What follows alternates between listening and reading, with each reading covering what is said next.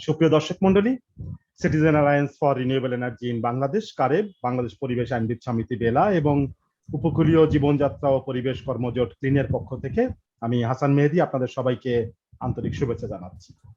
দেশের মধ্যে এবং দেশের বাইরে থেকে যারা পাওয়ার টক অনুষ্ঠানটি দেখছেন তাদের সকলকে স্বাগত জানাচ্ছি। আপনারা হয়তো জানেন যে বিদ্যুৎ খাতের বর্তমান যে মহাপরিকল্পনা, যাকে সংক্ষেপে পিএসএমপি বলা হয়, এই মহাপরিকল্পনার বদলে সরকার সমন্বিত জ্বালানি এবং বিদ্যুৎ খাত বিষয়ক মহাপরিকল্পনা বা IEPMT, integrated energy and power sector master plan প্রণয়ন করতে যাচ্ছে। নতুন মহাপরিকল্পনা সম্পর্কে বলা হয়েছে যে এটা স্বল্প কার্বন নির্গমনকারী জ্বালানি চাহিদা ও সরবরাহের একটা ব্যবস্থা গড়ে তুলবে। কেমন হবে আগামী জ্বালানি ও বিদ্যুৎ খাত বিষয়ক মহাপরিকল্পনা? এই প্রশ্নটি সামনে রেখে citizen alliance for renewable energy in Bangladesh CAREB, Bangladesh পরিবেশ আইনবিদ সমিতি বেলা এবং উপকূলীয় জীবনযাত্রা ও পরিবেশ কর্মজোট ক্লিন যৌথভাবে এই ধারাবাহিক আলোচনার উদ্যোগ নিয়েছে। প্রত্যেক রবিবার সন্ধ্যে 7টায় পাওয়ার টক নামে এই অনুষ্ঠানটি অনুষ্ঠিত হয়। পাওয়ার টকের প্রত্যেক সপ্তাহে আমরা একজন জ্বালানি বিশেষজ্ঞ, নীতি নির্ধারক কিংবা আমাদের সাধারণ নাগরিকদের আলোচনায় অংশ নিয়ে থাকেন। কারেবের উদ্যোগে আয়োজিত এই পাওয়ার টকের আলোচনায় ক্লিন এবং বেলার ফেসবুক, টুইটার এবং ইউটিউব থেকে সরাসরি দেখা যাবে। এছাড়া পরবর্তীতে আপনারা ধারণকৃত ভিডিওটিও দেখতে পারেন। এটি সর্বোচ্চ 40 থেকে 45 মিনিট পর্যন্ত চলবে। এর শুরুতেই থাকবে নির্ধারিত প্রশ্নোত্তর। এরপর আমরা কয়েকজন নাগরিককে নিমন্ত্রণ করেছি প্রশ্ন করার জন্য, তারা প্রশ্ন করবেন।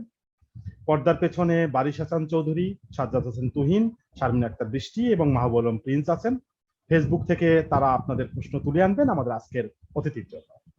পাওয়ার টকে আমরা ইতিপূর্বে 5-7টি অধিবেশন আয়োজন করেছি, যাতে ছিলেন জনাব সাবের হোসেন চৌধুরী, জাহাঙ্গীরনগর বিশ্ববিদ্যালয়ের অধ্যাপক ডক্টর আনু মোহাম্মদ, বাংলাদেশ পরিবেশ আইনবিদ সমিতির প্রধান নির্বাহী অ্যাডভোকেট রেজওয়ানা হাসান, পাওয়ার সেলের সাবেক মহাপরিচালক বিডি রহমতুল্লাহ, ট্রান্সপারেন্সি ইন্টারন্যাশনালের নির্বাহী পরিচালক জনাব ইফতেখারুজ্জামান এবং সেন্টার ফর পলিসি ডায়ালগ সিপিডির ডক্টর খন্দকার গোলাম মোয়াজ্জেম। আজকে সুধী মণ্ডলী 7ম দিন। আজকে আমাদের সঙ্গে আছেন ড্যাফোডিল ইন্টারন্যাশনাল ইউনিভার্সিটির ইলেকট্রনিক্স এবং টেলিকমিউনিকেশন ইঞ্জিনিয়ারিং বিভাগের dean professor doctor Shamsul Alam. তিনি একই সঙ্গে বাংলাদেশের অন্যতম প্রধান ভোক্তাদের সংগঠন consumer association of Bangladesh, CAB এর জ্বালানি উপদেষ্টা। শামসুল আলম স্যার, পাওয়ার টকে অংশগ্রহণ করার জন্য, সম্মতি দেওয়ার জন্য আপনাকে আন্তরিক স্বাগত জানাচ্ছি। স্যার, একটু কারেকশন, ওই ফ্যাকাল্টি অফ ইঞ্জিনিয়ারিং হবে। অনেক ধন্যবাদ স্যার। স্যার, আপনার কাছে কয়েকটি নির্ধারিত প্রশ্ন করব, তারপরে আমরা কয়েকজন নাগরিককে আমন্ত্রণ জানিয়েছি এখানে প্রশ্ন করার জন্য। এছাড়া ফেসবুকে আছেন যারা দর্শক, তারা সেখান থেকে কিছু প্রশ্ন আসবে। আমি প্রথম প্রশ্ন আপনার দিকে উপস্থাপন করছি। সেটি হলো যে বর্তমান যে পাওয়ার সিস্টেম মাস্টার প্ল্যান, তার যে চাহিদা, সরবরাহ এবং জ্বালানির যে উৎস প্রাক্কলন করা হয়েছে, তাতে কি আপনি কোনো সমস্যা দেখতে পাচ্ছেন? আপনার দীর্ঘ 25 বছরের অভিজ্ঞতা থেকে যদি একটু আলোকপাত করেন স্যার। প্রথমেই এই প্রশ্নে বলতে গেলে বলতে হয় যে আমাদের রাষ্ট্রের দলিলপত্রের প্রথম এবং প্রধান দলিল হচ্ছে সংবিধান। সংবিধানে যেসব জায়গাগুলোতে জনগণের অধিকারকে সুরক্ষা দেওয়ার রাষ্ট্র অঙ্গীকার করেছে, সেই প্রশ্নে যদি দেখা যায় তাহলে লাস্টে আমাকে বলতে হয় দ্রুত বিদ্যুৎ ও জ্বালানি সরবরাহ আইন 2010। সেখানে জ্বালানি সেক্টরের সার্বিকভাবে যেসব অধিকার পরবর্তীতে সাংবিধানিক ধারাবাহিকতায় আইন কানুন রুলস রেগুলেশন তৈরি হয়েছে, সমস্ত কিছু খর্ব করে ফেলেছে। তো সুতরাং এখন যদি আপনি আসেন, এই আইনটা কিছুদিন আগে আবার 5 বছরের জন্য, এর আগে 2 বছর, তারপরে 3 বছর, এরকম পরবর্তী পর্যায়ে এখন 5 বছরের জন্য বাড়ানো হলো। এবং এই আইন না হলে জ্বালানি সেক্টরের উন্নয়ন হচ্ছে না, এরকম বিভিন্ন কর্তৃপক্ষীয় বক্তব্যে হাজির করা হয়েছে। এটা যদি আমরা বিবেচনায় রাখি, তাহলে এইবার আসেন পরিকল্পনা, 5 সালা পরিকল্পনা গুলো যদি আসেন, ফার্স্ট প্রথম পাঠশালা পরিকল্পনা থেকে আজকে ধরেন অষ্টম পাঠশালা পরিকল্পনা পর্যন্ত যদি আমি বিচার বিশ্লেষণ করি, তাহলে পরিকল্পনার দলিলে খুব ভিন্নতা আছে তেমন মনে হয়নি। সেখানে লিস্ট কস্ট এনার্জি সাপ্লাইয়ের কথা বলা হয়েছে, কিন্তু একটা বিষয়ে সেখানে সবসময় বলা হচ্ছে যে জ্বালানির মূল্য বা বিদ্যুতের মূল্য বৃদ্ধি করা হবে। এবং সেখানে একটা বিষয় আরো বলা হচ্ছে, ঘাটতি কমিয়ে আনার জন্য ঘাটতি প্রত্যাহার করা হবে। আর একটা বিষয় বিশেষভাবে বলা হচ্ছে যে প্রাইভেটাইজেশন এবং ব্যক্তিখাত বিনিয়োগ আকর্ষণের জন্য প্রাইভেটাইজ করা হবে। সেখানে পাশাপাশি এটাও বলা হয় সুশাসন নিশ্চিত করা হবে। এইসব কথাবার্তাও থাকে, কিন্তু মূলত হচ্ছে গ্লোবালি যে ট্রেন্ডটা চালু হয়েছে সেটা হচ্ছে এনার্জি সেক্টরটাকে বেসিক্যালি বাণিজ্যিকীকরণ করা, এবং সেই বাণিজ্যিকীকরণ করতে যে মুক্তবাজার অর্থনীতিকে বেছে নেওয়া, অর্থাৎ এটাকে মার্কেটটাকে ডিরেগুলেটেড করা। তো এখন যদি আমি বাস্তবে এই অবস্থাগুলো যদি আসি, যে পরিকল্পনাগুলোর বাস্তবায়নের সাংগঠনিক ব্যবস্থাটা কি হবে, মার্কেটের অবস্থাটা কি হবে, এইসব প্রক্রিয়ার মধ্যে ভোক্তাদের অধিকার কিভাবে সংরক্ষিত হবে, এইসব বিষয়গুলো পরিকল্পনায় অস্পষ্ট আছে। যাও স্পষ্ট আছে সেসব ব্যাপারগুলো যদি আমি বলি যে সাবজেক্টিভ জায়গাগুলো, যে আমি বলছি যে এই 5 বছর মেয়াদি এই পরিমাণ বিদ্যুৎ উৎপাদন করব, এই পরিমাণ সঞ্চালন লাইন তৈরি করব, এই পরিমাণ ডিস্ট্রিবিউশন লাইন তৈরি করব, ইত্যাদি ইত্যাদি। সেখানে আরেকটা কথা বলা আছে যে কম্পিটিশন এনশিওর করা হবে, লেভেল প্লেইং ফিল্ড করা হবে। যদিও একটা করতে গেলে আরেকটার সঙ্গে অনেক ক্ষেত্রে দেখা যাচ্ছে যে সাংঘর্ষিক হবে। তো এই সমস্ত প্ল্যান তৈরি করার ক্ষেত্রে আমার কাছে মনে হয়েছে যে বেসিক্যালি কতগুলো স্বার্থ সংশ্লিষ্ট ব্যাপার আছে, বিশেষ বিশেষ গোষ্ঠীর, এবং বর্তমান চলমান যে ট্রানজিশন চলছে সেই ট্রানজিশনের জায়গাগুলোকে অনেক সময় ম্যানিপুলেশন করার জন্য পরিকল্পনায় দলিল হিসেবে এই দালিলিক জায়গাগুলো ব্যবহার করা হয়। তারপরে তার সঙ্গে আসে মাস্টার প্ল্যানগুলোর সঙ্গেও আবার পরিকল্পনার খুব সঙ্গতি থাকে না। তো আমাদের দেশে বাস্তবতা হচ্ছে যে আমাদের কোনো পলিসি নেই। যদি আপনি বলেন তাহলে কোনো পলিসি নেই। 1996-এ আমরা একটা পলিসি তৈরি করেছিলাম, সেই পলিসির আসলে ইনঅ্যাক্টমেন্ট হয়নি। পরবর্তী পর্যায়ে সেটা সংশোধন করে 2004 করা হয়েছিল, সেইটাও আসলে তেমন কিছু হয়নি, মানে সেটা আলটিমেটলি অনুমোদনই পায়নি। ওটা তো গেজেট হয়েছিল, এনঅ্যাক্টমেন্ট হয়নি, আর ওটা গেজেটও হয়নি, আলটিমেটলি কোনো প্রমাণিক দলিল হিসেবে সেটা আসেনি। তারপরে যে উন্নয়নের কথা বলছেন, যদি পলিসি না থাকে তাহলে পরিকল্পনা কিসের ভিত্তিতে হবে? তাহলে পলিসির কোনো ফান্ডামেন্টাল ভিত্তি নেই তৈরি করার। আবার পলিসি তৈরি করতে হলে আপনার মৌলিক কনস্টিটিউশন, রাষ্ট্রের অব্লিগেশনের রিফ্লেকশন হতে হবে। সেই রিফ্লেকশন 1996-এ যদি আমি বলি কনজিউমার পার্সপেক্টিভ যদি বলি, তাহলে সেটাতে কোনো রিফ্লেকশন হয়েছে বলে আমি মনে করি না। এইবার আসেন 2012 সালে আমরা কনজিউমারদের রাইট প্রোটেকশনের জন্য একটা পলিসি তৈরি করলাম, ইন্টিগ্রেটেড এনার্জি পলিসি। এখন সেই জায়গাটাই আমরা বুঝলাম যে আমাদের জ্বালানি, তখন আপনি আমাদের কয়েকটা ধাপ কিন্তু আমরা অতিক্রম করে গেছি। একটা ধাপ হচ্ছে প্রথমেই আমরা জ্বালানি, আপনি যদি প্রথম 72-73 সালের জ্বালানি সেক্টরের উন্নয়নের জন্য আলাদা কোনো মন্ত্রণালয় ছিল না, পরবর্তীতে প্রাকৃতিক সম্পদ মন্ত্রণালয় এরকম একটা নাম দিয়ে তৈরি করা হলো।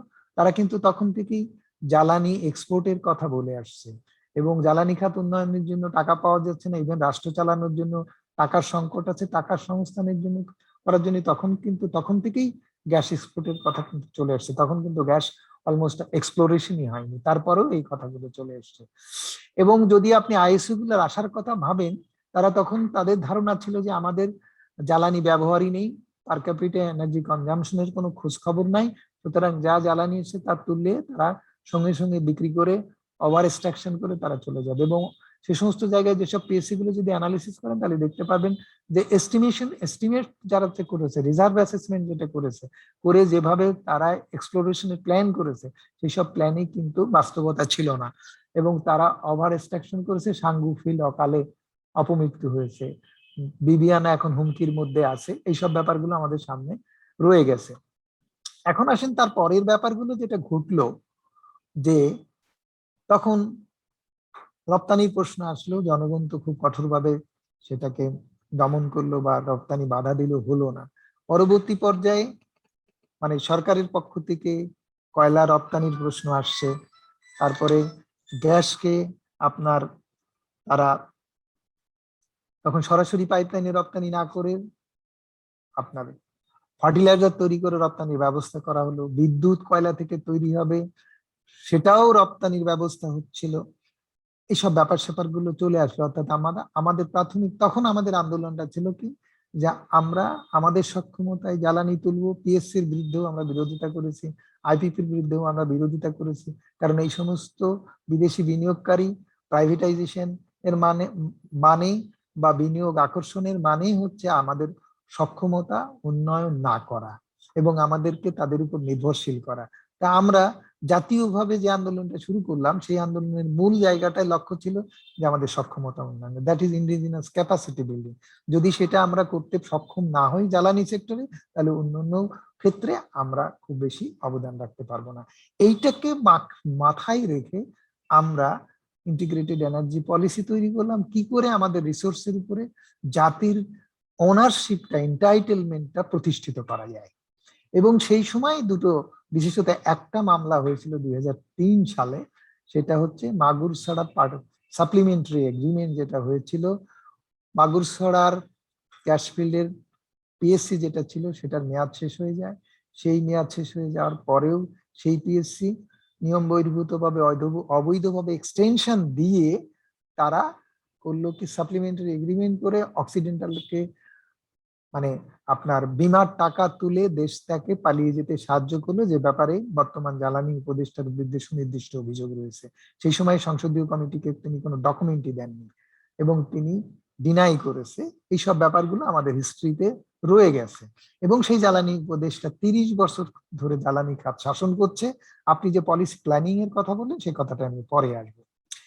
এই যে প্রক্রিয়াগুলোর কথা আছে, এগুলো মাথায় রেখেই আমরা প্রথমত চিন্তা করলাম যে আমাদের ওনারশিপটা প্রতিষ্ঠিত করতে হবে এবং আমাদের সক্ষমতা উন্নয়ন করার জন্য এগুলো এক্সপ্লোরেশন আমাদের সক্ষমতা দিয়ে করতে হবে। সুতরাং আমরা পিএসসি আওতায় যেতে চাই না, আমরা কি বলে আপনার ওই আইপিপির আওতায় যেতে চাই না, ইন্ডিপেন্ডেন্ট পাওয়ার প্রডিউসারের আওতায় যেতে চাই না। আমরা যদি সক্ষমতা উন্নয়নের জন্য যদি নলেজ ট্রান্সফার করার দরকার হয়, টেকনোলজি ট্রান্সফার করার দরকার হয়, তাহলে কন্ট্রাক্টরকে আমরা নানাভাবে কন্ট্রাক্টর হিসেবে তাদের ইউটিলিটিটাকে, তাদের স্কিলটাকে বা তাদের নলেজটাকে আমরা শেয়ার করতে চাই, অ্যাজ এ কন্ট্রাক্টর হিসেবে আনতে চাই, ওনারশিপ দিয়ে নয়।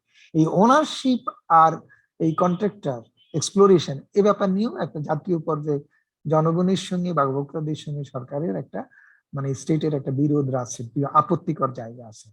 এখন আপনি আসেন যে যে জায়গাটায় আমি আসতে চাচ্ছিলাম, যে সেই 2003 সালে সেই সাপ্লিমেন্টারি এগ্রিমেন্ট বাতিলের জন্য হাইকোর্টে মামলাটা এখনো পেন্ডিং আছে, যেটা আলটিমেটলি নাইকোর সাপ্লিমেন্টারি এগ্রিমেন্ট বা জেভি এর মতোই একই বিষয়। নাইকোর দুর্নীতিটা শনাক্ত হয়েছে, এর দুর্নীতিটা শনাক্ত হয়নি, আইডেন্টিফাই হয়নি, কিন্তু নেচার, এগ্রিমেন্টের ল্যাঙ্গুয়েজ সব একই রকম। যদিও দুই সরকারের আমলে হয়েছে, দুইটা এগ্রিমেন্ট যদি আপনি দেখেন তো একই সূত্রে গাঁথা, যে একই জায়গা থেকে হয়েছে এবং সেটা মওদুদ আহমেদের ফার্ম থেকে হয়েছে, এটাও আইডেন্টিফাইড। এই যে জায়গাগুলো আছে, এগুলো কিন্তু আপনার প্ল্যানিং অ্যাড্রেস করেনি, এগুলো কোনো প্ল্যানিং এর ধারাবাহিকতায় আসেনি, প্ল্যানিং এ এগুলো ছিল না। তাহলে এগুলো হলো কি করে, সে প্রশ্নটা বড় কথা। পলিসি যদি থাকতো তাহলে অবশ্যই পলিসি ডেভিয়েশন হতো।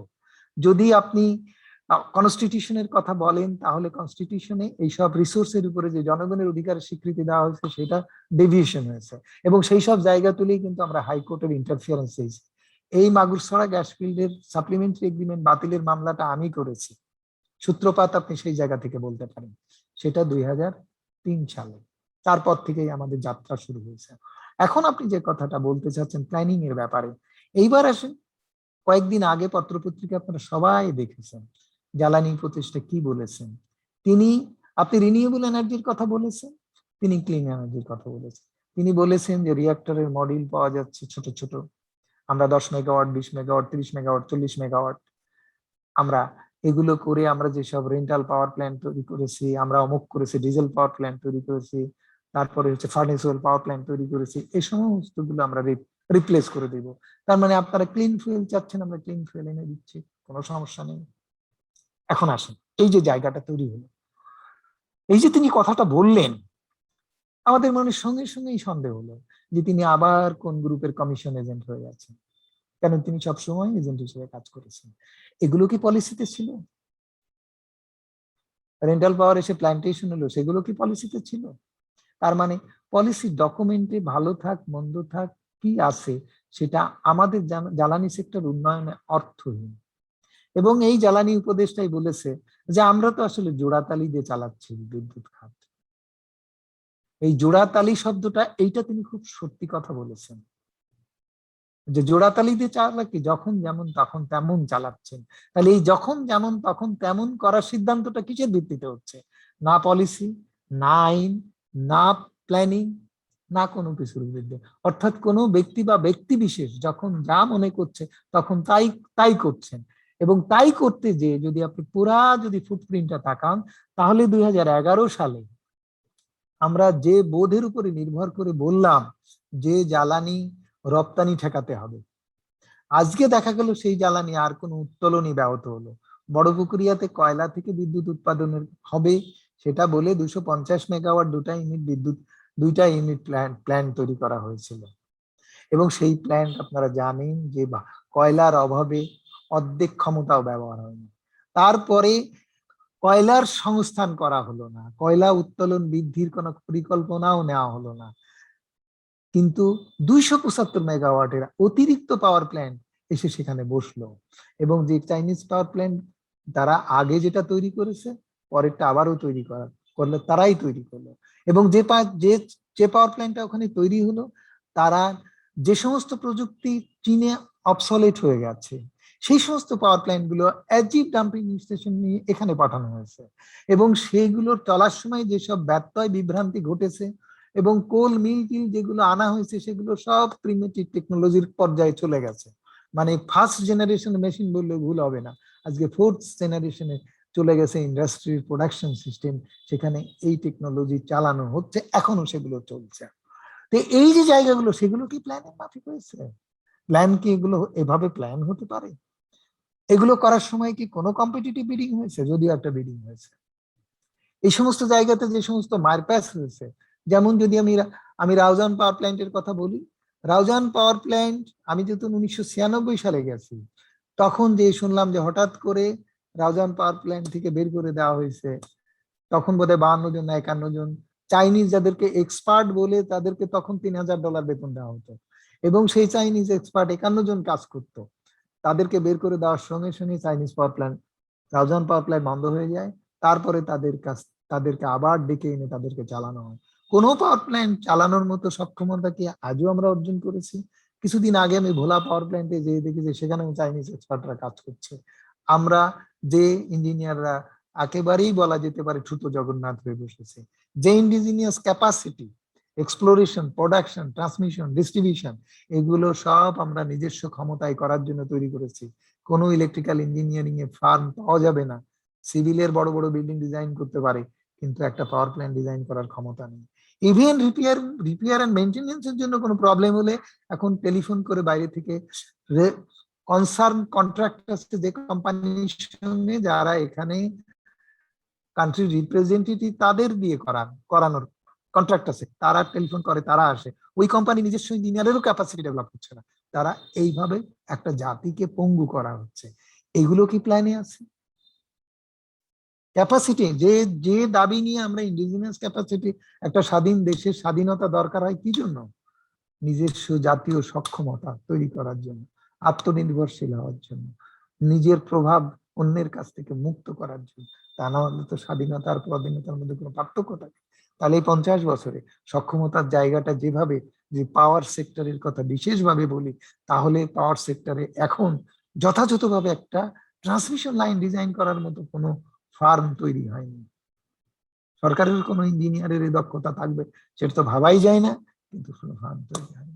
আমার ছাত্ররা দুঃখ করে বলে যে স্যার বিদ্যুৎ কেনা বেচা করি, ইঞ্জিনিয়ারিং এর কোনো কাজ নাই। এই জায়গাটা নিয়ে আসছি। তাহলে আপনি প্ল্যানিং ডকুমেন্টের কথা থেকে আমি এই প্ল্যান দিয়ে করবোটা কি? আমি এখন আমি ভোক্তার পার্সপেক্টিভে প্ল্যানিং এর মধ্যে কিছুই থাকে না। ভোক্তার এন্ডে ভোক্তার কল্যাণে প্ল্যানিং এর জায়গাটা কোনো কিছুই থাকে না। আমরা বহু আন্দোলন করে, বহু চেঁচামেচি করে মিনিমাম বিদ্যুৎ বিল তুলে দিলাম। মিনিমাম বিদ্যুৎ বিল তুলে দিয়ে বললাম যে কোনো যদি ভোক্তা 5 ইউনিট বিদ্যুৎ খরচ করে তাহলে ওটাকে 105 টাকা বিদ্যুৎ বিল দিতে হয়। তখন বিদ্যুৎ বিল অনেক কম ছিল। তারপরে উঠে গেল, উঠে যাওয়ার পরে লাইফ লাইন টেরিফ হলো 3 টাকা 80 পয়সা দামে তাদেরকে বিদ্যুৎ দেওয়া হলো। এখন আপনি আসেন, কয়েকদিন আগে আমাকে এক ভদ্রলোক বললেন যে 2টা বাল্ব 3টা বাল্ব যদি আমি খরচ করি তাহলে কত বিদ্যুৎ বিল দিতে হবে। তা আমি হিসাব করে বললাম যে তার বিদ্যুৎ বিল হবে 24 টাকা, কিন্তু দিতে হবে 80-85 টাকা।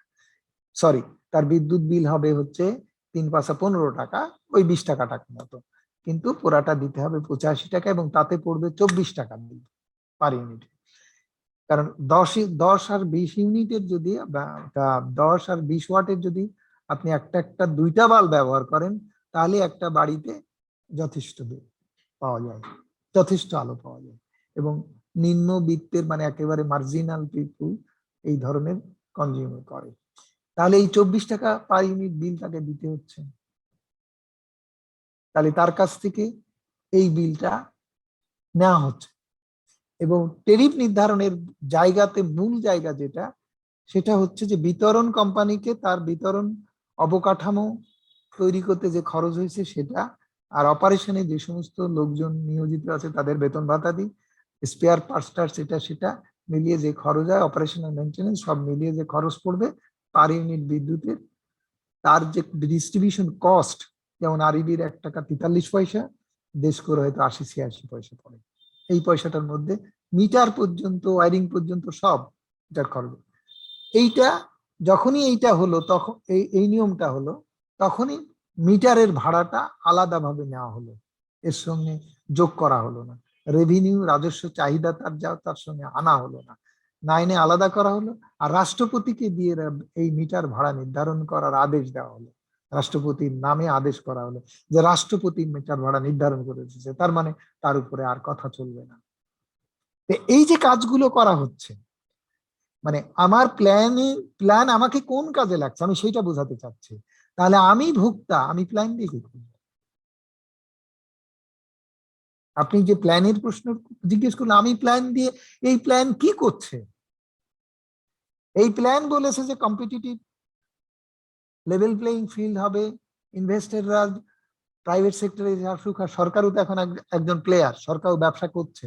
তাহলে সবাই মিলে এই লেভেল প্লেইং ফিল্ডে প্রতিযোগিতামূলক পরিবেশে বাজারে তারা আমাকে সেবা দেবে, এবং যে আমাকে সবচেয়ে কম পয়সায় সেবা দিতে পারে সে আমাকে তাকে নিয়োগ করবে। আমি এলপিজি ব্যবসায়ীদেরকে বললাম যে তারা এর চেয়ে অনেক অনেক কম দামে ইন্ডিয়াতে যদি এলপিজি সাপ্লাই দেওয়া যায়, তাহলে আমাদের ব্যবসায়ীরা বলছে এটা সাপ্লাই দিতে পারি না, আমরা পারবো না, আমাদের অনেক বেশি পড়ে। তাদের চোখে আঙুল দিয়ে দেখালাম যে ইন্ডিয়াতে যে ক্যাপাসিটি আছে তারা মোর দ্যান 100 ওভার ক্যাপাসিটিতে তারা এলপিজি সাপ্লাই দেয়, আর আমাদের 2.48 মিলিয়ন টন ক্যাপাসিটি আছে, আমরা 1 মিলিয়ন টনের কম ব্যবহার করি, অর্থাৎ 40% মতো আমরা ক্যাপাসিটি ব্যবহার করি। তাহলে ক্যাপাসিটি আন্ডার ইউটিলাইজ থাকার কারণে যে পরিমাণ ব্যয় বেড়ে যায়, সে ব্যয় আমাকে দিতে হবে কেন? তার তো ব্যবসার অদক্ষতা।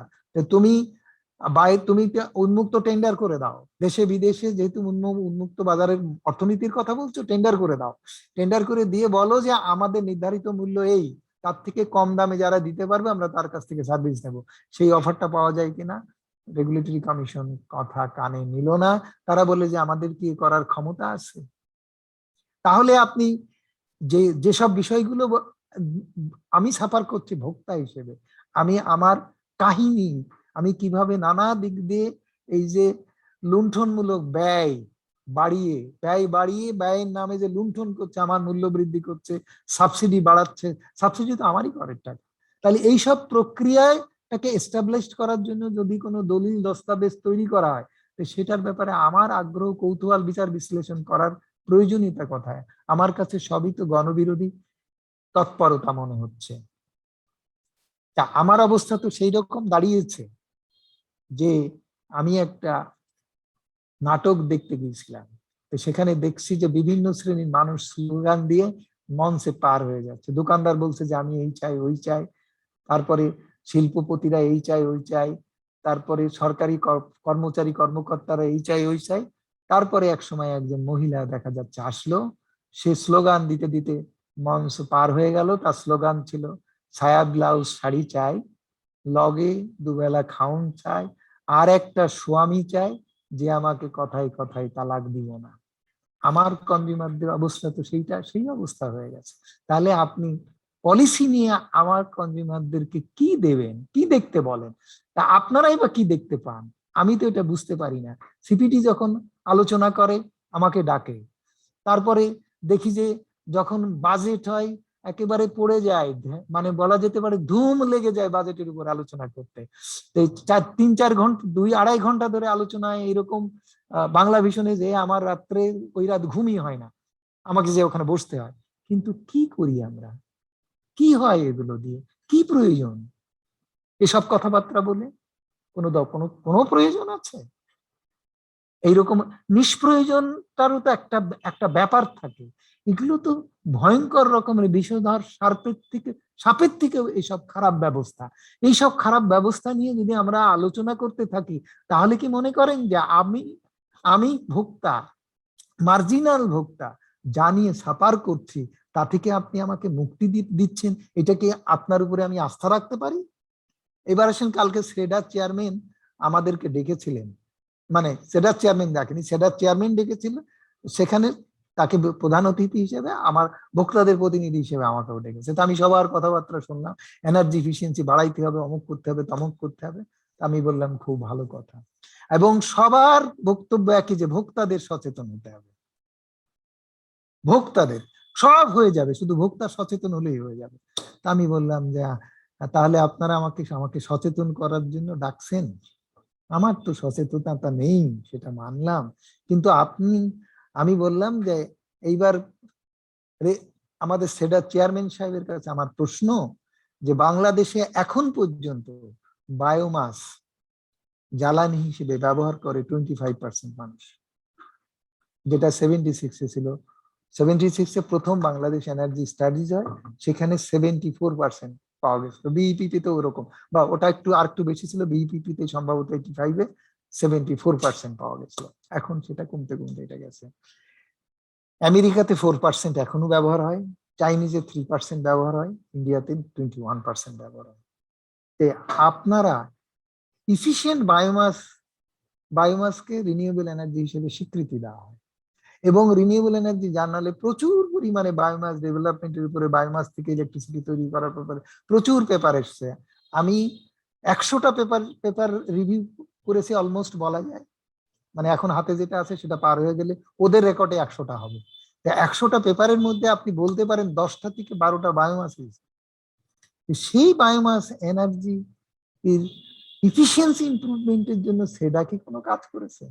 এই বায়োমাস এনার্জি যে প্রান্তিক মানুষ জ্বালানি ব্যবহার করে, তারা আজকে পর্যন্ত মডার্ন এনার্জি এক্সেস করতে পারেনি। আমাদের দেশেরই এই আপনার বিআইডিএস এর স্টাডিতে দেখা গেছে যে ইলেকট্রিফাইড এরিয়ায় 10-15% মানুষ ইলেকট্রিসিটি ব্যবহার করে না, ব্যবহার করার ক্ষমতা তাদের নেই, তাদের কেরোসিন তেল ব্যবহার করে। তাহলে এদের বায়োমাস এনার্জির যদি ইফিসিয়েন্টলি ইউজ করার বিষয়টি বিবেচনায় না আসে কোনো কর্তৃপক্ষের, তাহলে সেই কর্তৃপক্ষ মানুষের বা মানে রিনিউয়েবল এনার্জি বা এনার্জির ব্যাপারটি অ্যাড্রেস করছে বা তাদের দিয়ে উপকার হচ্ছে, এটা কি ভাবা যায়? আর সব কথা হচ্ছে শুধু ডোমেস্টিক কনজিউমারের ব্যাপারে। কেন?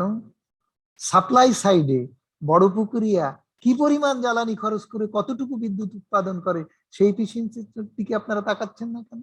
মোটর ভেহিকেলসে কত পরিমাণ তেল ব্যবহার করে কি পরিমাণ পরিবহনে জ্বালানি খরচ করে অপচয় করা হচ্ছে, এবং সব সব পুড়িয়ে মানে ধোঁয়া হয়ে আকাশে চলে যাচ্ছে, সেটার ইফিসিয়েন্সি ইমপ্রুভমেন্ট করার ব্যাপারে কথা বলছেন না। তাহলে সচেতনতা আমার দরকার যে এনার্জি কনজারভেশন, প্রধানমন্ত্রী সুইচ অন অফ করে এনার্জি কনজারভেশন উনি পালন করে ফেললেন, সেটা যখন সবাই মিলে উচ্ছ্বাসিত হয়ে যখন আমারই শোনান আমার সচেতন করার জন্য, তাহলে আমি এবার আপনার সচেতন করতে চাই যে আপনি ওই জায়গাটা যদি হাত না দিয়ে যদি মনে করেন যে আপনি আমার সচেতন করবেন, আমি সুইচ অন অফ করবো, হয়তো করি, তা দিয়ে কি আপনি আমাকে বা দেশকে বা জ্বালানি সেক্টরের উন্নয়ন করে দেবেন? স্যার আর কি অনেক আপনার ধন্যবাদ এক নম্বর স্যার। প্রশ্ন? স্যার আমাদের অনেক দুইটা অনেক ধন্যবাদ প্রশ্নের স্যার। উত্তর হয়ে গেছে আপনার। স্যার একটু জানতে চাই এই জায়গাটায় যে আপনি বলেছিলেন যে উৎপাদন, সঞ্চালন এবং ডিস্ট্রিবিউশন, এই তিনটে জায়গাতেই পরিকল্পনা, নীতি এবং যে পরিকল্পনা, নীতি ও আইন কানুনে যে অসামঞ্জস্যপূর্ণতা, তার কারণে যে প্রভাব পড়ছে ভোক্তার উপরে, সেটা একটু যদি স্যার আরেকটু প্রথম কথা এবার আপনার আসি,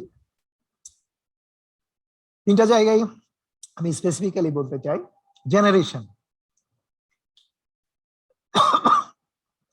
জেনারেশনের ব্যাপারে যখন 2005-06 প্রচন্ড রকমের বিদ্যুৎ সংকট চলছে, 12 ঘন্টা 14 ঘন্টা লোডশেডিং, মানে আমরা নেপালে শুনতাম 17-18 ঘন্টা লোডশেডিং চলে, এখানেও আমরা ওরকম ধরনের লোডশেডিং কবলিত ছিলাম। তখন বলা হলো, এবং আমরা চিৎকার করে বলছি যে এই সংকটটা পরিকল্পিতভাবে তৈরি করে আমাদের উপরে উঁচু দামে বিদ্যুৎ কেনা চাপায় দেওয়া হবে, একেবারে চিৎকার করে। একটা মানুষের উপরে যখন বুলডোজার চালায় দেওয়া হয়, তখন সে দড়াইয়ে যখন আষাঢ় খেয়ে দেখেছে তার উপরে এসে বুলডোজার চড়েছে, তাহলে এসে তার বুকের উপরে চলে যাচ্ছে, তখন সে যেভাবে চিৎকার করে, আমরা ঠিক সেইভাবে চিৎকার করে বলেছি, যদি সেই সময়ের অন্তত আমার লেখাগুলো আপনারা পড়েন। কেউ শোনার লোক ছিল না, একেবারে টু দি পয়েন্টে বলা হয়েছে। এবং রেন্টাল পাওয়ার প্রমোট বিএনপির আমলেই করেছে। চিৎকার চেঁচামেচির কারণে তখন প্ল্যান্টেশন করতে পারেনি। 7টা পাওয়ার প্ল্যান্ট গেছে, 7টা না 8টা, তার মধ্যে ডিজেল গুলো বাদ দিয়ে গ্যাস গুলোকে রাখা হয়েছে, আলটিমেটলি অ্যালটমেন্ট দিয়ে যেতে পারিনি। বিডি রহমতুল্লাহ সাহেব আপনাদের কাছে আসেন, তিনি তখন ডিজি ছিলেন, এখন আমার বলতে বাধা নেই, তিনি আমাকে কিছু টাকা পয়সা জোগাড় করে দিয়ে বললেন যে এটা, মানে পদে বসে থেকে বললেন যে এটার আপত্তি তোলেন, আত্মসহ্য করা যায় না এই রেন্টাল পাওয়ার নিয়ে। এখনো মনে আছে, প্রেস ক্লাবে তখন উপচে পড়া ভিড় হয়েছিল সেই সময়, এবং সেই কাজটা করলাম। তখন আমরা একীভূত ভাবেই সবকিছু করতাম আর কি। তো সেই জায়গাতে যদি আপনি দেখেন যে সেই অবস্থাটা আমরা একেবারে 5টা বছরে করলাম। উনি নিজে অভিজ্ঞ এবং উনি নিজে ভুক্তভোগী, যে ছোট ছোট পাওয়ার প্ল্যান্ট করে উদ্যোক্তা তৈরি করে পার্টির লোকজনদেরকে কিভাবে দিতে হবে। প্রথমত 30টা করা হয়েছিল, তারপরে লোক বেশি 45টা করা হলো। স্মল পাওয়ার প্ল্যান্ট করে করে ছোট ছোট পাওয়ার প্ল্যান্ট দিতে হবে, পার্টির লোকজনদের ব্যবসা তৈরি করতে হবে, কিন্তু আলটিমেটলি সেই কাজগুলো করে যেতে পারলো না। প্ল্যান্টেশন করলো তত্ত্বাবধায়ক সরকারের আমলে, 3টা পাওয়ার প্ল্যান্ট হয়ে গেল, সই হয়ে গেল। তখন তো কারোর কোনো কণ্ঠস্বর রুদ্ধ, জরুরি অবস্থায় চলছে, হয়ে গেল। তারপরে ধারাবাহিকতার ইতিহাস তো কারোর কোনো অজানা নেই, সব চললো। তাহলে আপনি বলেন যে প্ল্যানিং এর কোন জায়গাটা লেখা আছে যে আমরা রপ্তানি করার উদ্দেশ্যে বিদ্যুৎ উৎপাদন ক্ষমতা আমাদের যা দরকার তার তুলনায় বেশি বাড়াবো, এই কথাটা কোন জায়গায় লেখা আছে? কোন জায়গায় লেখা নেই, কোন জায়গায় সে বিষয়টি কাজ করেনি। ইন্ডিয়া যেমন যদি তার প্ল্যানিং ডকুমেন্ট দেখেন 10th থেকে যদি আপনি দেখেন, 8 থেকে যদি আপনি দেখেন, এই প্ল্যান যদি দেখেন, সেখানে দেখবেন যে তাদের রিকোয়ারমেন্ট 2030 সালে 7 লক্ষ মেগাওয়াট, কিন্তু তারা তৈরি করছে 12 লক্ষ মেগাওয়াট। এবং উপমহাদেশের চারিদিকে যে আপনার ক্রস বর্ডার ট্রেনিং এর আওতায় যে বিদ্যুৎ এক্সপোর্ট হবে, এক্সপোর্ট ইম্পোর্ট হবে, তার শতভাগ বিদ্যুৎ এক্সপোর্ট করবে ইন্ডিয়া।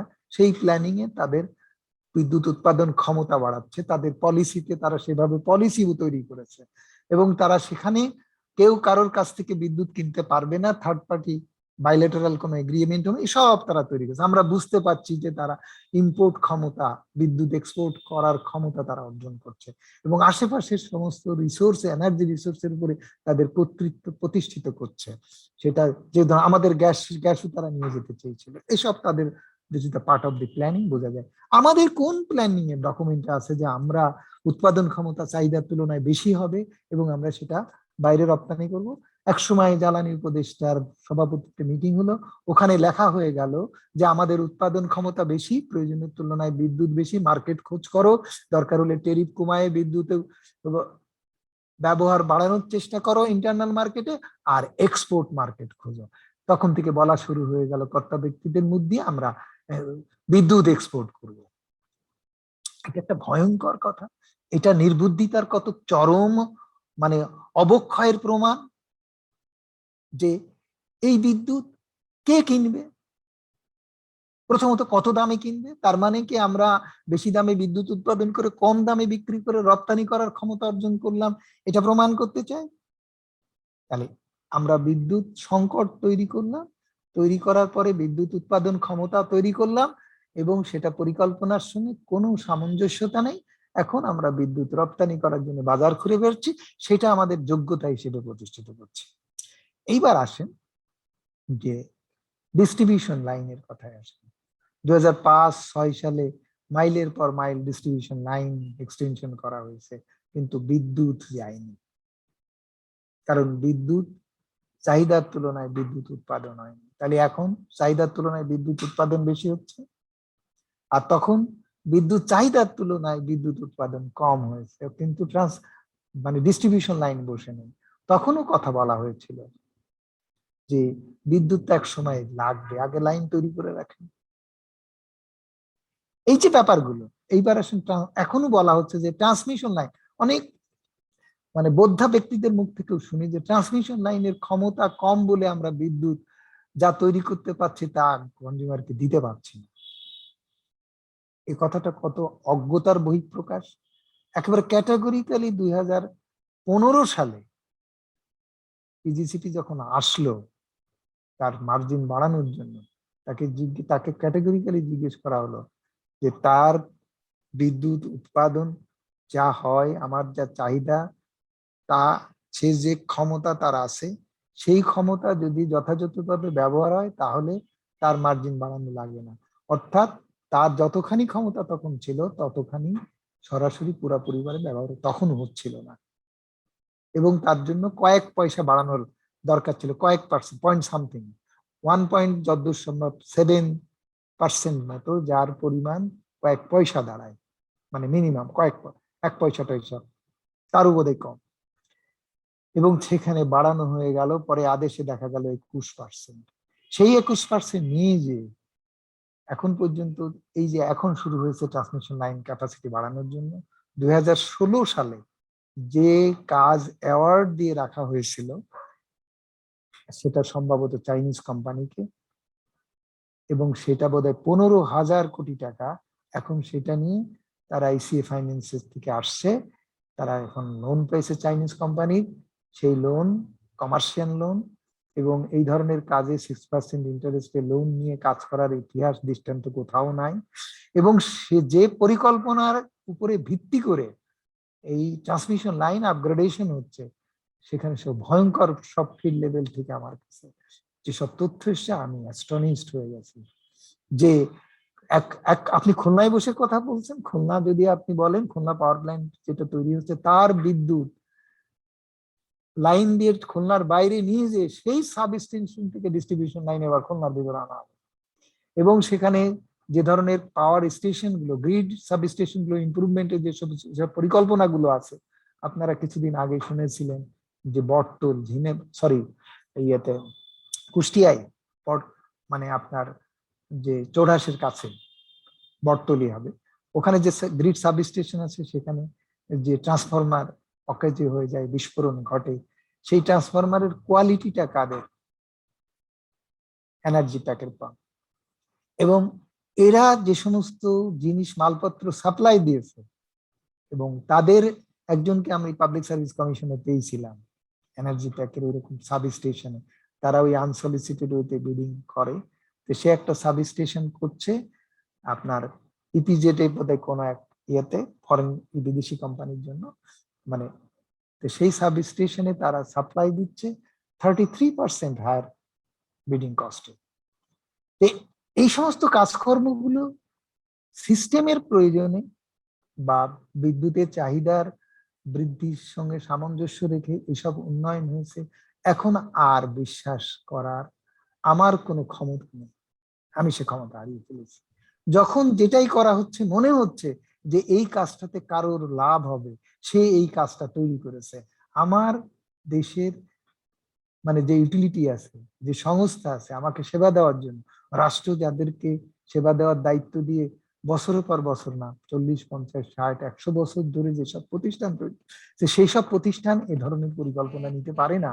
অন্তত তাদের ইথিক্স এন্ড স্ট্যান্ডার্ড আছে। এই যে কামরুল ইসলাম সিদ্দিকী যেমন সবার ঘরে ঘরে রাস্তা পৌঁছে দিয়ে যে সিভিল ইঞ্জিনিয়ারিং এর ওয়ার্ক, রাস্তা তৈরির যে মান আর মাপ যেভাবে মানে পানিতে ভাসায় দিয়ে গেছে, ডুবাই দিয়ে গেছে, এটা কোনো ইঞ্জিনিয়ারিং প্রতিষ্ঠান অন্তত আপনার রোড সেটা করতে পারতো না, যদিও তারা ঘুষ খেত ঠিকই আছে। কিন্তু প্যারালালি এলজিডি তৈরি করেছে, প্যারালালি আপনার অধিদপ্তরগুলোতে শিক্ষা খাতে ওই রকম বিল্ডিং বানানোর জন্য পিডাব্লিউডি কে বাড়ি করে নিয়ে এসে নিম্নমানের বিল্ডিং এ ভরে দিচ্ছে। ঠিক একই একই মানে নিয়মে মডেলে এখন পাওয়ার সেক্টর বা এনার্জি সেক্টরের উন্নয়ন হচ্ছে। তারপরেও তাদের একটা স্ট্যান্ডার্ড ইথিক্স আছে, কিন্তু এখানে তাও নেই, কিছুই নেই। তাহলে এখন ট্রান্সমিশনের কথা পেলেন, ডিস্ট্রিবিউশনের কথা পেলেন, জেনারেশনের কথা বললেন, এই কথাগুলো বোঝার জন্য আপনার কোনো টেকনিক্যাল বিজ্ঞান বুদ্ধি বিবেচনার দরকার নেই। একটা সাধারণ মানুষের সাধারণ বোধ বিবেচনা দিয়েই বলতে পারেন যে নির্বিচারে এইসবের নামে লুণ্ঠন চলছে, লুণ্ঠন, ভয়াবহ লুণ্ঠন। স্যার, আপনি আপনি জানেন যে সরকার একই সঙ্গে আগামী 2030 সালের মধ্যে 30% এবং 2041 সালের মধ্যে 40% নবায়নযোগ্য জ্বালানি থেকে পাওয়ার জন্য একটা খসড়া আলোচনা চলছে। স্যার, একই সঙ্গে আমরা দেখতে পাচ্ছি যে নবায়নযোগ্য জ্বালানিতে সরকারি যে উৎপাদনকারী কোম্পানি তার তুলনায় বেসরকারি উৎপাদন কোম্পানিতে প্রায় 150% বেশি খরচ হচ্ছে।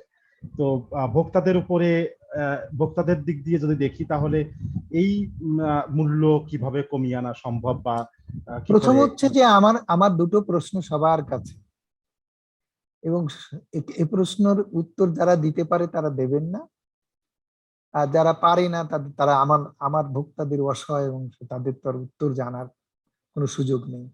সেটা হচ্ছে বেক্সিমকো 150 মেগাওয়াট বা 100 মেগাওয়াট সে রিনিউয়েবল এনার্জি তৈরি করে সরকারের এই উদ্দেশ্য পূরণ করার জন্য একটা নিবেদিত উদ্যোগ নিয়েছে। এটাকে আপনি কিভাবে দেখেন? প্রশ্নটা আপনার কাছেই আমি দিলাম। এবং তাতে তাতে যে পয়সা পার ইউনিট বিদ্যুতে যাবে এবং ওই বিদ্যুৎ প্ল্যান্ট কতদিন পর্যন্ত সব কার্যক্ষম থাকবে, এই সম্পর্কে কারোর কি কোনো আশাব্যঞ্জক ধারণা তৈরি হতে পারে? এটা গেল 1 নম্বর প্রশ্ন। 2 নম্বর প্রশ্ন হচ্ছে যে এদেশের কোম্পানিগুলো সোলার পাওয়ার প্ল্যান্ট তৈরি করে জাস্ট ইউটিলিটি গুলো বিদ্যুৎ দেয় আর মাসে মাসে বিল নেয়, সেইভাবে বিদ্যুৎ দেয় আর মাসে মাসে বিল দিয়ে এই সেক্টর এর বিদ্যুৎ উৎপাদন করার বাজার তৈরি হয়ে গেছে এবং সেটা 6.5 টাকা থেকে 7 টাকায় করতে পারে। এবং গ্রিড বিদ্যুৎ এখন 8 টাকা 15 পয়সা 25 পয়সা। মোস্তফা মনোয়ার সাহেব আছেন, উনি আমাকে এ ব্যাপারে একটা রাইট আপ দিতে বলেছিলেন। সেই সময় আমি হিসাব করে ভর্তুকি উইথড্র করলে যদি না থাকে তাহলে ভোক্তার কাছে এসে পৌঁছায় 8 টাকারও 8.5 টাকা 8.5 টাকারও বেশি। সেটা মানে 8.5 টাকার উপরে আরবিতে পড়ে, আর ধরেন 30 পয়সা 25 পয়সা 8 টাকা ডেসকো ডিপিডিসিতে পড়ে। সেখানে যদি আমার বাড়ির প্রেমিসিসে বা আমার ইউনিভার্সিটিতে আপনারা কেউ আসেননি হয়তো, সেখানের কোনো এক জায়গা আমি 500 কিলোওয়াটের হয়তো পাওয়ার প্ল্যান্ট, এরকম সোলার পাওয়ার প্ল্যান্ট তৈরি করলাম, তারা বিদ্যুৎ একজনকে জায়গা দিয়ে দিলাম, তারা বিদ্যুৎ তৈরি করে আমার মিটারে বিদ্যুৎ পৌঁছে দিল, আমি খরচ করলাম, মাস শেষে বিল দিল।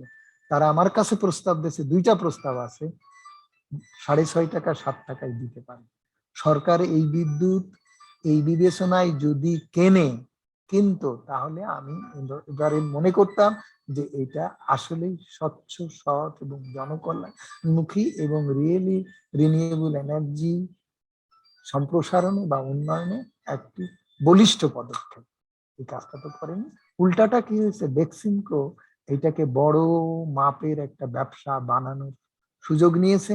এবং যদি আপনারা বলেন তাহলে দেখবেন যে মন্ত্রী মহোদয়ের উদ্ধৃতিতে বলা হয়েছে যে আমাদের এখন দ্রুত সরবরাহ, যে বিদ্যুৎ ও জ্বালানি আইন মেয়াদ বৃদ্ধি করতে হবে, কারণ এই আইনের আওতায় এই সেক্টর এখন উন্নয়ন করতে হবে।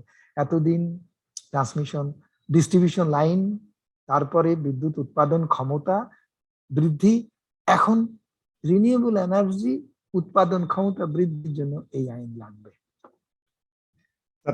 ধন্যবাদ। আমি আপনার সঙ্গে একটু তথ্য যুক্ত করছি শুধুমাত্র।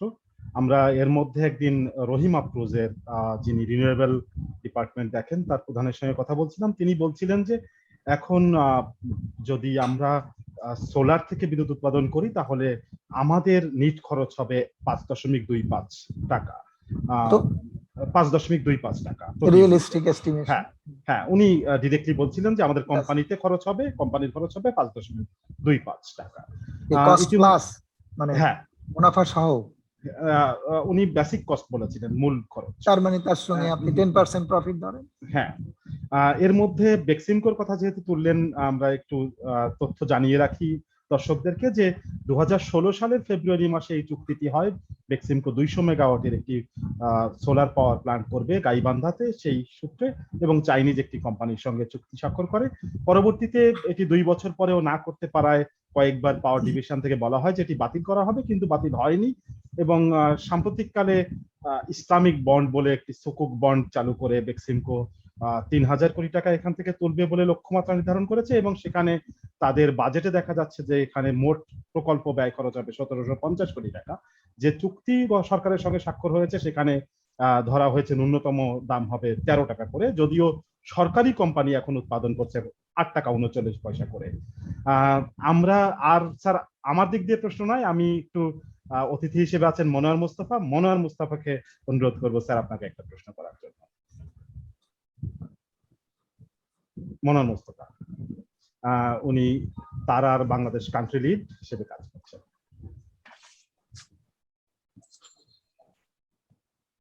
ধন্যবাদ। আমি শুনছিলাম সমস্ত জিনিস এবং স্যারের সাথে দীর্ঘদিনের আলাপে আমি এই অবস্থাটা সম্পর্কে সম্যক জ্ঞাত আছি। কিন্তু আমার স্যারের কাছে একটা স্পেসিফিক প্রশ্ন, সেটা হলো ইলেকট্রিসিটি প্রাইস নিয়ে যে প্রশ্নটা একটু আগে উনি বলেছিলেন যে আমাদের নানান ধরনের সাবসিডি এটা যুক্ত হয়, যেটা সরাসরি ভাবে কখনো দেখা যায় না এই আমরা, এবং সেক্ষেত্রে কোনো কোনো ক্ষেত্রে উনি এমনও বলেছেন যে artificially we are bringing down the price of electricity, এরকম। তো আমার প্রশ্নটা হলো যে এইটার ক্ষেত্রে আপনি মূল কি কারণ বলে মনে করেন, যে এটা আমাদের এনার্জি পলিসি, এক্সিস্টিং যে পলিসি তার সংকট, নাকি করাপশনের সংকট, নাকি উভয়? এটা যদি একটু ব্যাখ্যা করে বলেন। প্রথম হচ্ছে যে আমাদের লিগ্যাল ইনস্ট্রুমেন্ট একটা সমস্যা আছে। আমরা যদি যে পদ্ধতিতে মূল্যহার নির্ধারণ করা হয়, রেগুলেটরি অথরিটি যে পদ্ধতিতে, রেগুলেটরি বডি যে পদ্ধতিতে আপনার মূল্যহার নির্ধারণ করে, সেখানে একটা কথা বলা আছে, অ্যাসেট ইউজ অ্যান্ড ইউজফুল। আমরা বারবার বলেছি যে ইউজফুল অর্থাৎ ব্যবহৃত হয় অথবা ব্যবহার উপযোগী, এইরকম সম্পদ এর মূল্য সমন্বয় করে আপনার ইউটিলিটির রাজস্ব চাহিদা নির্ধারণ হবে, এবং তা যে পরিমাণ বিদ্যুৎ সরবরাহ করবে সেই পরিমাণ বিদ্যুৎকে সেই রাজস্ব ভাগ করলে পার ইউনিট বিদ্যুৎ যা পড়বে সেটাই হবে ট্যারিফ। আজকে যদি ইউজফুল শব্দটা না থাকতো, তাহলে 2009 সালে যে কোম্পানির সম্পত্তি, যে ইউটিলিটি সম্পদ ছিল 4,000 কোটি টাকা, 2010 সালের হিসাবে দেখা যাচ্ছে সেখানে 2018 সালে এসে সে দেখাচ্ছে যে তার সম্পত্তি হয়ে গেছে 14,000 কোটি টাকা।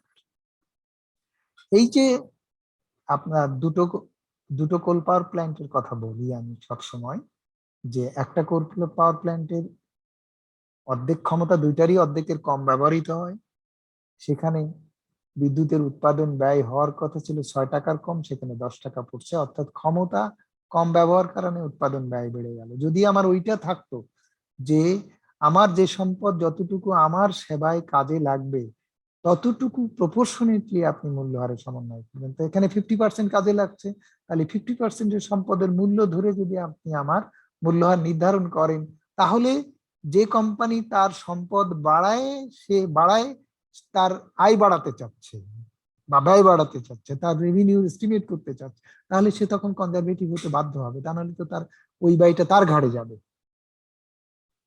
এইটা যদি আমরা এনশিওর করতে পারতাম, তাহলে আমরা এটাকে প্রোটেক্ট লিগালি একটা স্কোপ, এই যে অসাধু ব্যবসা বা প্রেডেটরি কোর্স কস্ট বা মূল্যহার নির্ধারণের সুযোগ তৈরি হয়ে গেছে ওইখান থেকে। এখন মূল আইনে যদি আসেন, তাহলে সেখানে ন্যূনতম ব্যয়ে জ্বালানি সরবরাহ নিশ্চিত করার দায়িত্ব দিয়েছে। ন্যূনতম ব্যয়টা কোন ন্যূনতম, এটা ইন প্রিন্সিপল তাকে গ্রহণ করতে হবে, এই প্রিন্সিপলটা তার এই হবে। আর আইনি ক্ষমতা তাকে দেওয়া হয়েছে ভোক্তার অধিকারের স্বার্থ সংরক্ষণ করতে হবে তার, এবং অসাধু ব্যবসা তাকে নিয়ন্ত্রণ করতে হবে। তারপরে হচ্ছে কি, ভোক্তার অধিকারটা কি, সে সঠিক মূল্যটা সঠিক হতে হবে, মাপটা সঠিক হতে হবে, মানটা সঠিক মানের হতে হবে, অ্যাপ্রোপ্রিয়েট মানের হতে হবে। এই কটা জিনিস নিশ্চিত করার দায়িত্ব হচ্ছে রেগুলেটরি কমিশন। রেগুলেটরি কমিশন এই আইনের সঙ্গে প্রবিধানমালা তৈরি করে যে পদ্ধতি তৈরি করলো, সেখানে রেগুলেটরি কমিশন নিজে তৈরি করে প্রবিধান, সেখানে সে ব্যর্থই ঘটালো। আপনি যদি ইউজ আর ইউজফুল লাগাই দেন, তাহলে কি আপনি ন্যূনতম ব্যয়ে আর জ্বালানি সরবরাহ নিশ্চিত করতে পারবেন? তার মানে কি আপনার ওই দায়িত্ব বা ওই প্রিন্সিপাল থেকে আপনার ডেভিয়েশন হয়ে গেল? তাহলে কি আপনি ভোক্তাকে সঠিক মূল্যে সরবরাহ নিশ্চিত করতে পারবেন? মূল্য কি তখন সঠিক হবে? ওই ইউজফুল বলে আমি যা সম্পদ দরকার, যতখানি ট্রান্সমিশন লাইন দরকার তার থেকে বেশি বাড়ালাম, যত মেগাওয়াট উৎপাদন ক্ষমতা দরকার তার থেকে বেশি মেগাওয়াট বাড়ালাম, বাড়িয়ে আমি উৎপাদন ব্যয় বাড়ালাম, ট্রান্সমিশন কস্ট বাড়ালাম, আর আমি বললাম যে আমার তো খরচ হয়ে গেছে, সুতরাং আপনি তো এটাকে তুলে দিতেই হবে ভোক্তার কাছ থেকে। তাহলে এই জায়গাটা হচ্ছে মূল জায়গা। তার মানে করাপশনটা আমি এই পদ্ধতিগতভাবে ইনভাইট করেছি, সীমিত আকারে হয়তো বা এইটা এক সময় ছিল, যখন সরকারের কোম্পানি আইনটা অত বেশি মানে কোম্পানিকে গ্রাস করে ফেলেনি, রাষ্ট্রায়ত্ত প্রতিষ্ঠানগুলোকে গ্রাস করে ফেলেনি। যখন কোম্পানি আইন রাষ্ট্রায়ত্ত প্রতিষ্ঠানকে গ্রাস করে ফেললো, তখন হচ্ছে কি আমলারা এর সঙ্গে সম্পৃক্ত হয়ে গেল, তারা চেয়ারম্যান হয়ে গেল, তারা কোম্পানির মালিক হয়ে গেল, বোর্ড অফ ডাইরেক্টরের সব সদস্য হওয়ার কারণে মালিক হয়ে যে তারা কোম্পানি আইন অনুযায়ী চালাতে শুরু করলো। তার মানে বেশি বেশি বেতন দেবে, তার বছরে 12টা যেখানে 2টা মিটিং করলে 3টা মিটিং করলেই হয়, সেখানে বছরে 22টা 24টা মিটিং করে, যেখানে 1000 টাকা সিটিং অ্যালাউন্স, সে তো সরকারি কর্মচারী হিসেবে সরকারি দায়িত্ব পালন করছে, তার কেন সিটিং অ্যালাউন্স দিতে হবে? সরকারের কাছ থেকে সিটিয়ে দিয়ে নেবে, সে ওখানে বসে এখন 10,000 টাকা করে সিটিং অ্যালাউন্স দেয়। তারপরে একটা এজিএম হলে 50,000 টাকা করেছে। এইভাবে তারা যা ব্যয় বাড়াচ্ছে, সেই ব্যয় ওই কোম্পানি লাভ করবে কি লস করবে সেটা বড় কথা না, তার যা খরচ হচ্ছে সেইটা আপনাকে রিইনভেস্টমেন্ট করতে হবে। আপনি যেমন অফিসের লোককে তার এন্টাইটেলমেন্ট যা এসে ভাউচার দিলে আপনি যেমন সেটা কোশ্চেন তুলতে পারেন না, তাকে দিয়ে দিতে হয়, ওরকম দিয়ে দিতে হবে, এবং সেইভাবে রিইনভেস্টমেন্ট হচ্ছে। এবং সেই রিইনভেস্টমেন্টটা আর আইনি কর্তৃত্ব ব্যবহার করছে জ্বালানি মানে রেগুলেটরি কমিশন। এবং রেগুলেটরি কমিশন হচ্ছে তার পদমর্যাদা, তার নিয়োগকারী কর্তৃপক্ষ হচ্ছে জ্বালানি মন্ত্রণালয়, বিদ্যুৎ মন্ত্রণালয়। তাহলে রেগুলেটরি কমিশনের কোন মানে কোম্পানিগুলোর, ইউটিলিটিগুলোর যদি চেয়ারম্যান সেক্রেটারি হয়ে যায়, তাহলে সেই সেক্রেটারির কাজকর্ম সঠিক বেঠিক দেখার ক্ষমতা কি আর সে আইনি ক্ষমতা এক্সারসাইজ করতে পারে? আর তার উপরে যদি তার ঝুলানো থাকে যে এনাদার 3 বছর সে এক্সটেনশন পাবে, এই কনফ্লিক্ট অফ ইন্টারেস্টের মধ্যে যদি সে এবং আপনার মন্ত্রণালয় থাকে, তাহলে যা পরিণতি, রেগুলেটরি কমিশন ছোট জগন্নাথ হবে। স্যার অনেক অনেক ধন্যবাদ স্যার। আমরা প্রায় 1 ঘন্টায় পৌঁছে গেছি, 8 ঘন্টায় আমরা শেষ করার কথা থাকলেও সুপ্রিয় দর্শক মন্ডলী, কারেব, বেলা এবং ক্লিন আয়োজিত পাওয়ার টকের আমরা প্রায় শেষ পর্যায়ে চলে এসেছি। পাওয়ার টকের মূল উদ্দেশ্য হলো জ্বালানি ও বিদ্যুৎ বিষয়ক মহাপরিকল্পনা প্রণয়নে নাগরিকদের মতামত এবং দাবিগুলো তুলে ধরা। আমরা আজকে ড্যাফোডিল ইন্টারন্যাশনাল ইউনিভার্সিটির প্রফেসর ডক্টর শামসুল আলম স্যারের কথা শুনলাম। শামসুল আলম স্যার, আপনাকে অসংখ্য অসংখ্য ধন্যবাদ জানাচ্ছি পাওয়ার টকে অংশ নেওয়ার জন্য। আপনার যদি সর্বশেষ কোনো মন্তব্য থাকে স্যার। আমার মন্তব্য একটাই, যে এসব পদ্ধতিগত কাজের যে পদ্ধতি তৈরি হয়ে গেছে, আমরা যে কালচারের সংস্কৃতিতে অভ্যস্ত হয়ে গেছি, এটা থেকে না বেরোলে আমরা মানুষের এই জ্বালানি অধিকার, যেটা এটা এখন মৌলিক অধিকারের পর্যায়ে পড়ে। ভাত, কাপড়, বাসস্থান যেমন মৌলিক অধিকার সাংবিধানিকভাবে স্বীকৃত, যখন এটা তৈরি হয়েছিল তখন জ্বালানি মন্ত্রণালয় ছিল না, এই সংবিধান যখন তৈরি হয়েছে। এখন জ্বালানি যে জায়গায় এসে গেছে তাতে এটা মৌলিক অধিকার। সেই মৌলিক অধিকারটাকে জ্বালানি মৌলিক অধিকার হিসেবে সেটা বলবৎ করার জন্য যে লড়াইটা দরকার, সেই লড়াইয়ে আমরা অংশগ্রহণ করি, একেবারে সর্বস্তরের মানুষকে সেই লড়াইয়ে সম্পৃক্ত করি। এবং এর জন্য আমরা বিপ্লব করতে পারবো না, আমরা নাগরিকরা আমরা আমাদের বুদ্ধিভিত্তিক লড়াইটা প্রতিষ্ঠিত করি। এবং সেক্ষেত্রে এইসব প্রক্রিয়াগুলোকে আমাদের ঢেলে সাজাতে হবে। পরিকল্পনা আমাদেরকেই তৈরি করে আমাদেরকে দাঁড়াতে হবে যে আমাদের পরিকল্পনায় এইটা বাস্তবায়ন করো, আমাদের আইন এইটা দরকার, এইটা করো। না হলে আমরা এই যে অসহযোগিতা শুনলাম, আপত্তি তৈরি করছি, যেরকম আপত্তি তৈরি করেছি গ্যাস রপ্তানির বিরুদ্ধে, যেরকম আপত্তি তৈরি করেছি টাটার প্রজেক্টের বিরুদ্ধে, এইরকম আপত্তি জোরালো ভাবে, ঘোরতর ভাবে, মানে বলা যেতে পারে মন প্রাণ জীবন দিয়ে আপত্তিগুলো প্রতিষ্ঠিত করা। অনেক অনেক ধন্যবাদ স্যার, অনেক অনেক ধন্যবাদ স্যার। সুপ্রিয় দর্শক মন্ডলী, আজকে আমরা যাচ্ছি, কিন্তু আসলে যাচ্ছি না। আগামী রোববার সন্ধ্যে 7টায় আবারও দেখা হবে আরেকজন বিশিষ্ট নাগরিককে নিয়ে। মনে রাখবেন, পাওয়ার টক সানডে at 7। আবার সামনের রোববার সন্ধ্যে 7টায় দেখা হবে সকলের সঙ্গে। অনেক অনেক ধন্যবাদ জানাচ্ছি প্রফেসর ডক্টর শামসুল আলমকে এবং মনোয়ার মুস্তফা ভাইকে অসংখ্য অসংখ্য ধন্যবাদ। আজকের মতো বিদায় নিচ্ছি, শুভরাত্রি।